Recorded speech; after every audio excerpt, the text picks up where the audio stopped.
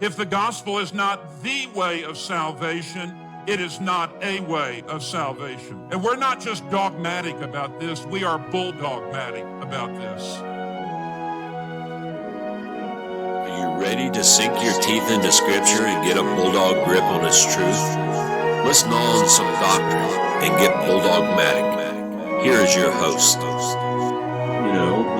I've been around for a few years, and I've noticed that a lot of times when people say something has become ritualistic and they want to replace it, they replace it with something that becomes ritualistic over the time. It's just a different ritual. It's a different ritual, which, right. It's interesting that Dr. Truman brings that out. He says some churches say we don't have a creed, and really they do have creeds. They have rules, they have confessions, they have things they say they believe. They're just not pronouncing them publicly. Exactly. Okay? But the ritual, anything can become a ritual. And I wonder how many people who say, let's just pause there a minute. How many people would say, well, this creed just becomes a ritual, and church attendance isn't a ritual? Should we do away with church attendance because it's just a ritual? Right. And I wonder how many people out there, some perhaps listening or who have family members listening, they've left the church for that very reason. Well, it's just so much ritual there. I mean,